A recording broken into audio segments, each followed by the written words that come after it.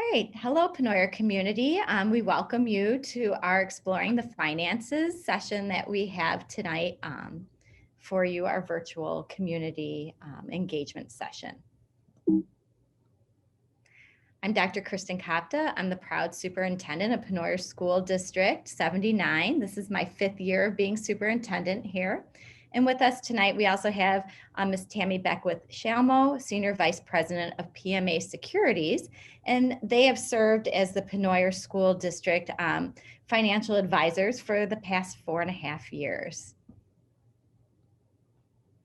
So as we go through tonight's presentation, if you have any questions, please feel free to jot them down. You can email me, call me. We also have a section on our website where you can submit questions and we'll answer them there. And let me just show you what that looks like. So if you have a question and you come to our website and click on the referendum information, you'll find more information about our referendum. And then frequently asked questions, you can just scroll down and submit a question. You don't need to put your email address or anything. And then we'll answer it within 48 hours. So we encourage you to go ahead and submit any questions should you have any that come up during this presentation or about the referendum.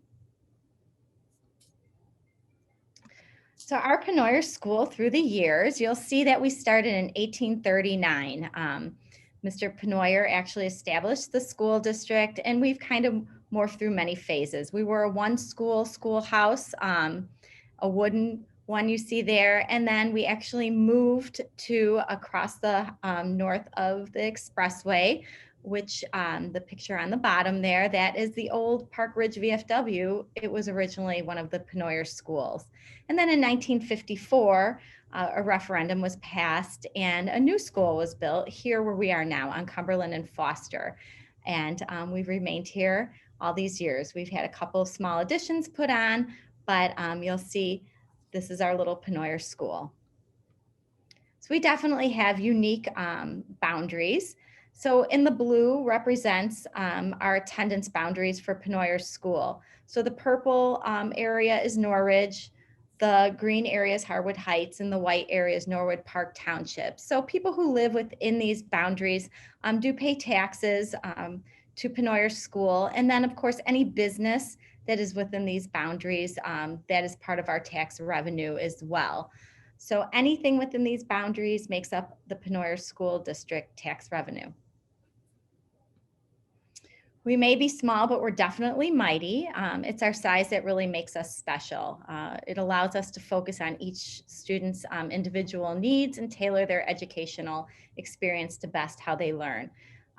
Personally, I love being here at Penoyer School because we have kids from ages 3 to 14, and we're really able to watch them grow and provide them with a consistent atmosphere and curriculum, helping them more comfortably focus on learning and growing through the years.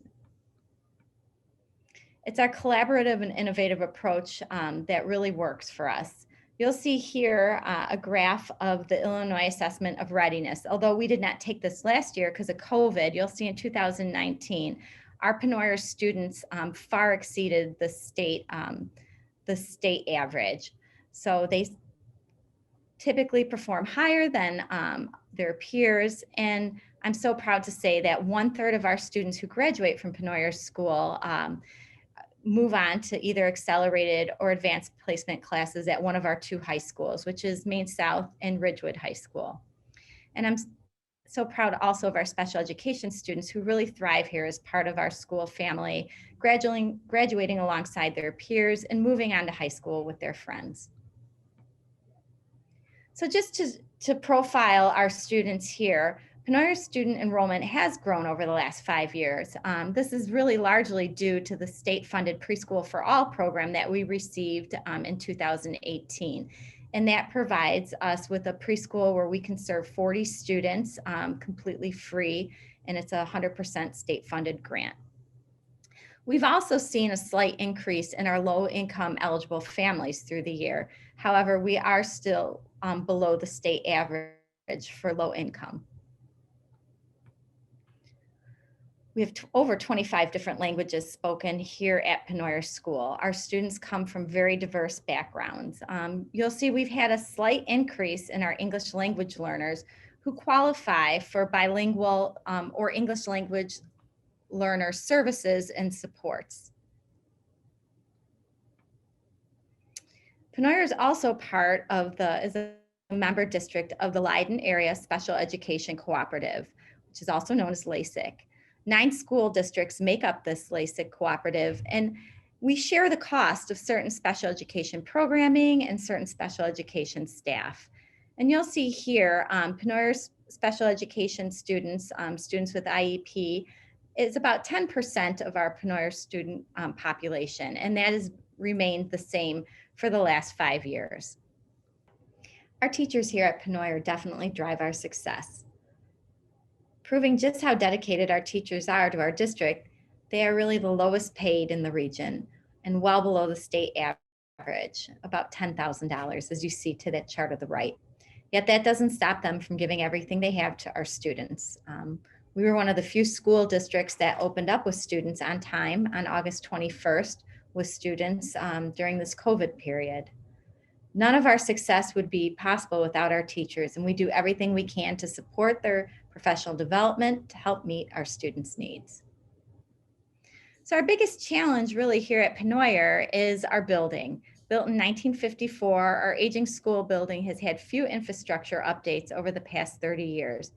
We've really maintained our mechanical systems so well that they've lasted way beyond their life expectancy. But now replacements are needed as they're so old we cannot even get parts for them anymore. And those pictures there are pictures of our units up on our roof, our HVAC units. So just to give you an idea of our systems and structures, our large systems and structures, our roof, our boilers, our air conditioning units, plumbing and windows, all really past their life expectancy. So it's really time to start investing in these and have the ability to continue to maintain them for years to come. So you'll see over the past 5 years, we've spent nearly $1.7 million, almost $1.8 million on safety initiatives and repairs throughout Penoyer School, to include a small renovation that we did this summer where we renovated 5 bathrooms and our school office to make it safer for students, and also our nurse's office. But we've also done water mitigation with our roof. We've done large asbestos abatements. We've done some HVAC repairs. We've installed some security, such as cameras, key fobs, and a new intercom system. And also for our students, we removed an old playground that was no longer safe. And with a grant through the PTC and our Norwood Park Township, we were able to replace that, and some sidewalk repairs. So we have been maintaining our building throughout these years. So just a little idea now of how public school funding and budgets work, and why we are asking for $8.6 million in the April 6th referendum. So all school boards, all boards of education in Illinois public schools are required to adopt a yearly budget, which at minimum must contain a statement of the year's beginning and ending cash on hand, estimated cash receipts and disbursements for the budget year. You can always find our school budgets on our website under finance. All school districts are required to publish their budgets and have a budget hearing. We usually have ours either in August or September. Our fiscal year starts July 1 for schools. So all budgets, again, must be adopted by the Board of Education. There is a form from the Illinois State Board of Education that is required for us to fill out. And then the budget really sets the plan for accomplishing the financial goals of the board for the year. Our school board here at Penoyer does have committees. We do have a finance committee and a facilities committee that has board members, administrators, school staff, and also community members that really look at 5-year or 10-year long range plans for budgeting purposes, and then makes recommendations to the board. And just for your knowledge too, you know, the State Board of Ed does require us to follow Illinois law when publishing budgets and provide that expenditure and taxing authority. As a public school, we do have that authority and satisfy that minimum level of financial information for state, local, and federal governments. So I've linked this presentation will be available on our website Wednesday morning, but I've linked a document that you can find on the Illinois State Board of Education that goes into more depth about our requirements for publishing and maintaining a budget. Every year, the State Board of Ed publishes and assigns a financial rating to each public school district based off the prior year's fiscal audit, which is done by a certified accounting firm. I'm so proud that Penoyer for the last 5 years has been in financial recognition, which means we have very little or no review or involvement by the State Board of Ed in our budget process unless we request it specifically from the Illinois State Board of Ed.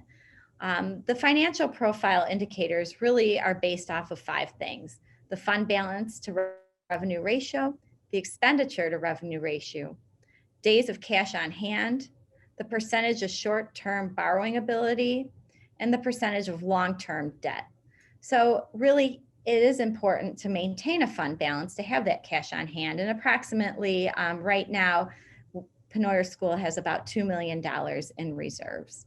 School funding comes from 3 primary sources. You'll see here local, state, and federal sources. Historically, Penoyer's largest revenue source has been local funding at about 83%. This is from the 2019 school report card. Compared to the districts across the state, the average, where 66% is from local and a larger portion is from state and federal funding. Looking at our local school funding, we look at 3 revenue sources: property taxes, student fees, and investments. I do want to mention that we are part of the Maine Township Treasurer. They do our investments for us, and they're also a system of checks and balances for us here at Penoyer School. So just looking at the breakdown historically, again, over the past 5 years, we're looking at our largest revenues being local. And just from the 2019-20 school year breakdown, about $4 million coming from local property taxes, approximately $50,000 from corporate taxes, another $60,000 from payments in lieu of taxes, and then our transportation fee, which we were charging to families who signed up to take the bus, which we no longer, we stopped offering this year. Our earnings on investments, again, that's investments that we have from our revenues and from our reserve fund. And then our student fees, which we collect, those are our registration fees. And then just other, which is such, then this fluctuates year to year. That could be anything from a donation from our parent-teacher council to local donations. Last year, we received a grant from the Illinois Retired Teacher Association, so that goes in our local. You'll see here our state funding is really based off of 3 funding revenues sources: evidence-based funding, our special education reimbursements, and specific state grants. I want to point out to the right, this is from the Illinois State Public Report Card, the Illinois State Report Card that's published every year. We're at about 86% adequacy for funding. You know, when we look at where we should be to properly run just the day-to-day, this doesn't include financing capital projects or major purchases, but just to run the day-to-day here at Penoyer School, the Illinois State Boards of Education says we should be at about $5.8 million in revenues to be at that adequacy target. So last year from the Illinois State Board of Ed, we did receive about $500,000 in evidence-based funding. Now that stayed flat this year due to COVID, and it looks like it'll stay flat again next year. We won't be seeing an increase in that. Special education reimbursements, and again, this is based on the amount of students that we have that are in special education. To help pay for those, we are required to provide certain services.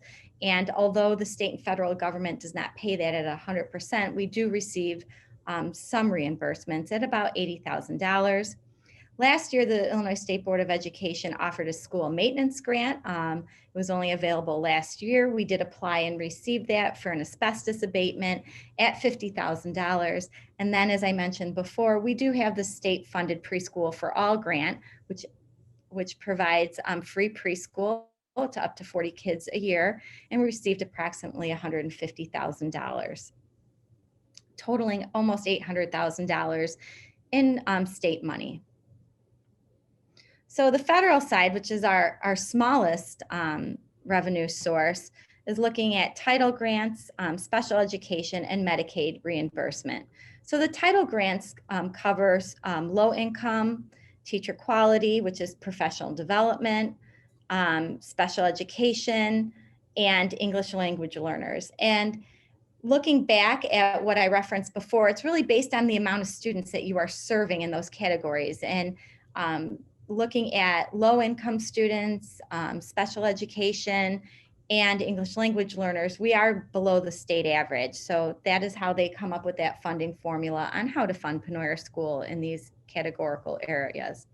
We also do receive a small reimbursement through Medicaid. We do have some students that are Medicaid eligible. And when they receive services at school, such as social work, speech, occupational therapy, we are able to bill Medicaid and receive a reimbursement. But you'll see such a small piece of the pie is our federal reimbursements at about $150,000.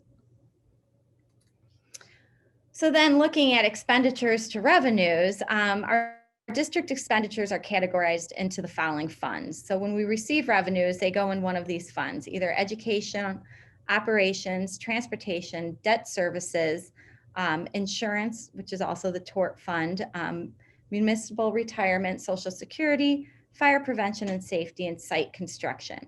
You'll see a majority of our expenditures are in that education fund. This also includes our teacher salaries, benefits, money that we spend on educating our students, technology, that's all in that education fund. Our next largest fund source of expenditures is operations. So that is our custodial staff salaries, as well as maintaining and running the building, anything from paying our electric bills to the salt we buy when we have snowstorms, and just that day-to-day operations of the building.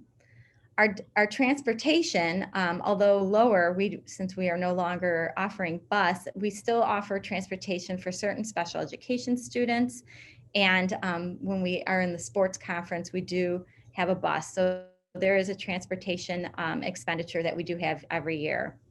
Debt services, we do have a bond that was taken out 20 years ago to build the addition of the gym and district offices, school offices.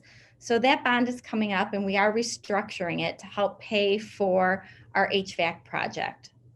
So the other funds that we use for expenditure are such a small portion of our day-to-day expenditures. You'll see down for the state average that site construction makes up for 6.3% of the state average school district expenditures, where ours is 2.2. So we really have not done any large projects to increase that expenditure, whereas you see a majority of the state that does make up a larger part of other school budgets. So kind of breaking down by fund, of course, our largest fund is the education fund, then operation and maintenance, and debt services and transportation. This past year, this is right off of our audited budget from 2019-2020, we did borrow from reserve, so about $200,000 that was used on facility and site improvements. We still feel like we're at a healthy reserve, but we did borrow from that in order to facilitate those improvements. So just looking historically at our expenses to revenues, I'm going to have Tammy Beckwith-Shalmo talk through kind of what the district's been doing over the last 5 years and how that's impacted on our spending and in our revenue streams. Thank you, Dr. Kopta. Penoyer has certainly demonstrated very, very strong financial stewardship. And as you can see here, it has carefully managed its resources for the last several years, which has enabled it to build an appropriate amount of reserves or fund balance, as Dr. Copton noted earlier. And because of that, it's able to weather possible late payments from the county in terms of property taxes or from the state when it sends funding up from Springfield. You will certainly note that over time, as Dr. Copton mentioned, the district's expenditures and revenues have increased over time. You may notice that in fiscal years 2018 and 19, the rate of increase has been a little bit higher, but that is really due to the fact that some new property came onto the commercial tax base of the district a couple years ago, and that was new property tax revenue that the district was able to capture. So that didn't necessarily fall on the backs of existing taxpayers. But again, the district has a great history of strong fiscal stewardship.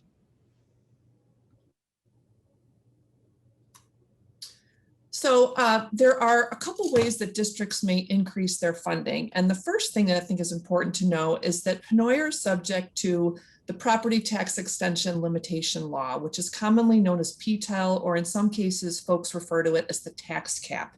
And that limits the amount of the annual increase in property tax revenue from the district's existing tax base to the consumer price index. New construction within the district can generate additional property tax revenue above the CPI. And there are two ways an Illinois school district may increase its funding, and both are via referendum.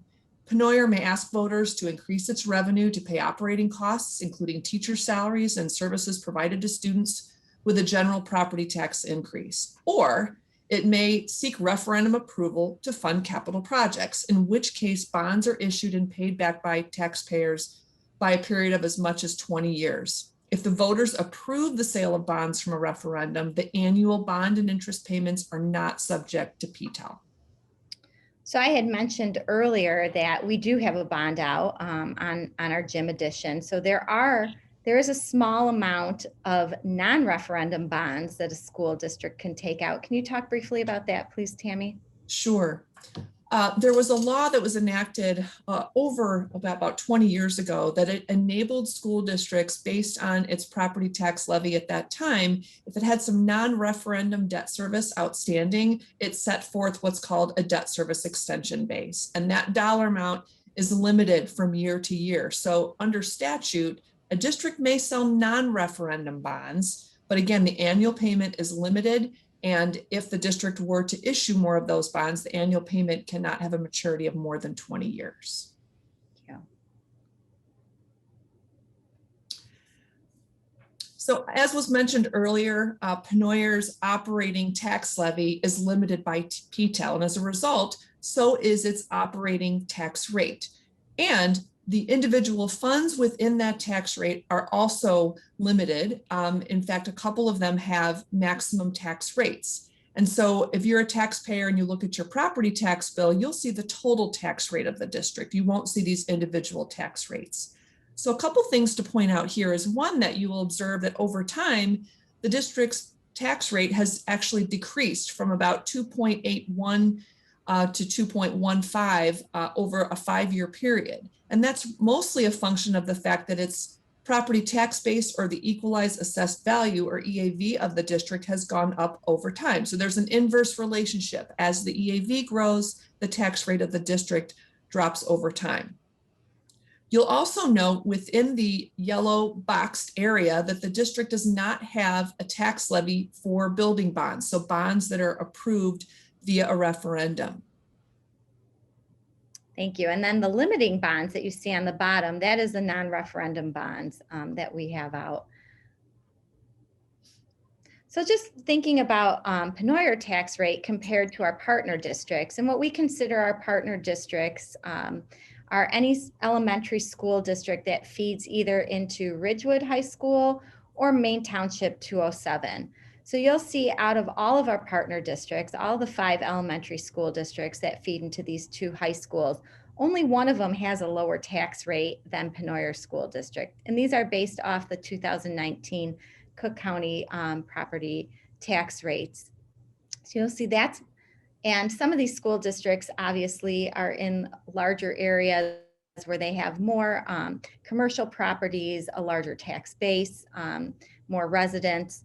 So we are really on the low side for tax rate compared to our partner districts. We are definitely very frugal with our taxpayer dollars. Because of our small district size, we must be especially frugal to live within these means, especially since we do receive limited financial support from the state and federal government, as shown earlier in this presentation. We definitely pursue every grant possible. So you'll see here, this is a 5-year average of instructional and operational spending per student. And on average, Penoyer School is spending 27% less per pupil than the state average. And as I mentioned, we are the second lowest tax rate of any of our partner school districts. We definitely invest our limited funding into our classrooms, as again shown earlier, with our largest expenditure being our education fund. Over the last 5 years, we've adjusted our staffing to reduce administrative costs, and we've invested our limited funding into our classrooms. And in response to the COVID-19 crisis, our administration and support staff did take a pay freeze this year. Our fiscal responsibility, again, as I mentioned, earned us that financial recognition from the state of Illinois for the past 6 years. Unfortunately, our building does hold our teachers and students back. Some of our classrooms are very hot and have stale air, while others are very cold. We have found lead in some of our water sources, and we still have a significant amount of asbestos to abate in the building. Our science lab is so old that we've just had to shut down all the sinks and gas burners. And our library, pictured here, is 2 former classrooms with the middle wall removed and some bookshelves. Our building definitely is failing our students. Our building doesn't have any elevators and is not ADA accessible, forcing our special needs students to crawl or be carried up many different flights of stairs that we have throughout the building. Our 70-year-old bathrooms are so run down that we've had students who won't use them and hold it until they get home.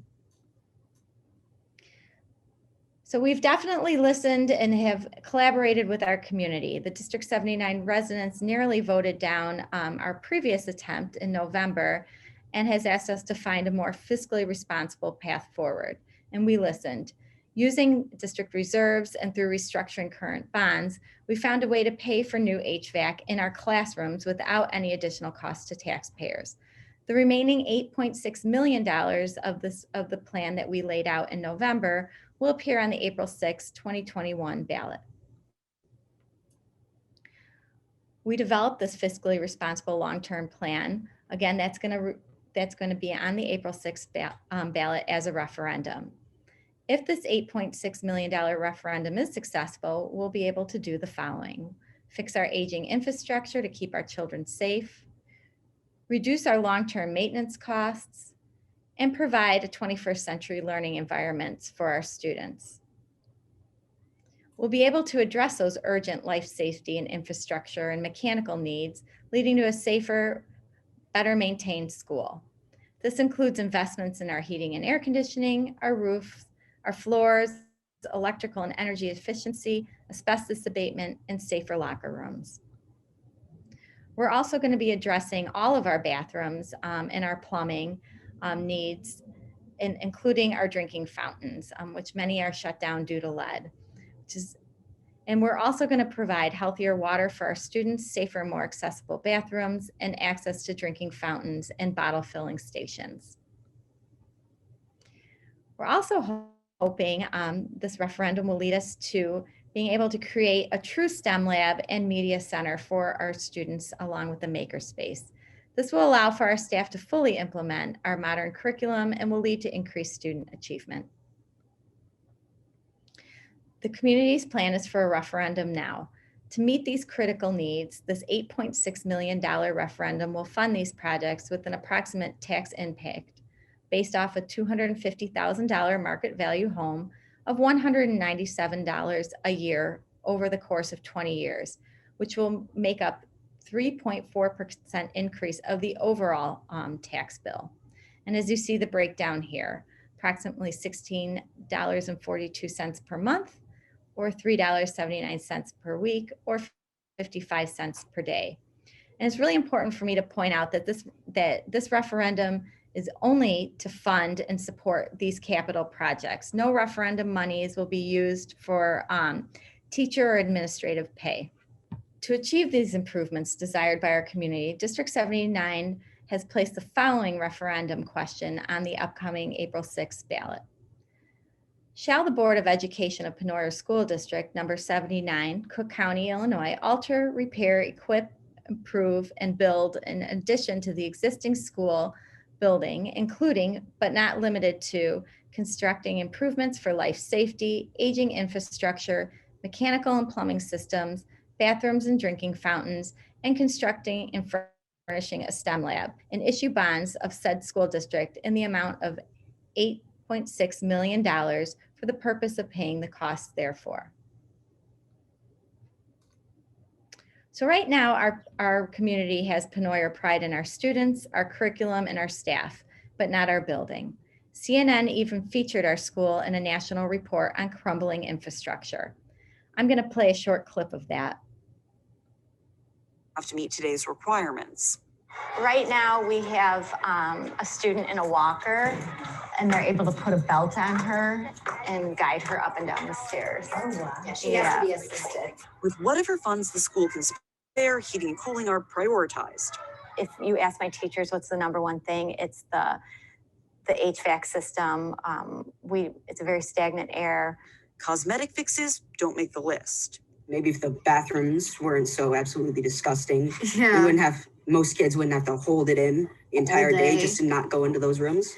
These are yesterday's schools, the crumbling bridge to our future.